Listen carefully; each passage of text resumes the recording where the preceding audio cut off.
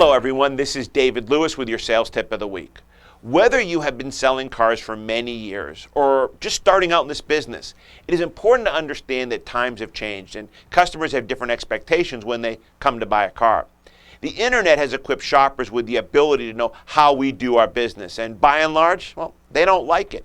If you want to be successful, you must be unique and different from the status quo salesperson they will meet in their shopping process.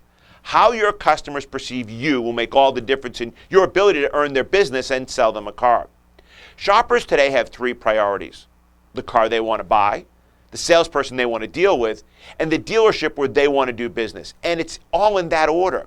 They are equipped with information, and if they don't like how you are treating them, they can quickly find somewhere else to take their business. Learning how to reduce their defensiveness and come across as unique and different from what they expect is the best way to create the perception you are someone they want to deal with. The faster you do this, the quicker you can get them on the lot looking at cars and selecting one they want to purchase. By avoiding all attempts to use pressure with trial closes or unnecessary questions about price, budget, credit, or trade-ins, you can catch them pleasantly off guard so they will drop their defenses and cooperate with your sales process. We all know that buyers are liars. But what makes them lie is when we corner them with questions that they are not ready to answer or do not feel comfortable answering. Most of the time this happens in the qualification step. We ask them questions about budget, trade, and timeline, just to name a few. And this scares people. They never know what is the right answer to give. If you want to be perceived as being different and unique, then be different and unique. From this point forward in your qualification step, just ask them if they want a new or used car. And then if they are considering a coupe, a sedan, minivan, utility vehicle, or truck.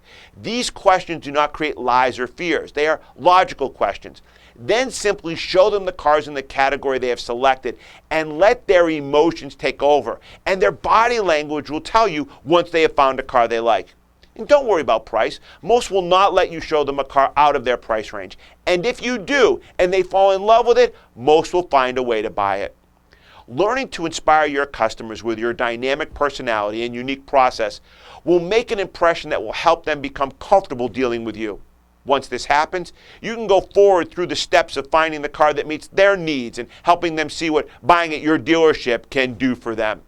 This is the key to the inspirational selling process, and it will give you loyal customers that would not think of buying a car from someone else. Well, that's it for this week's sales tip. And don't forget, if you need any training, we're your best source for all of your training needs. Good luck, and I'll see you all next week.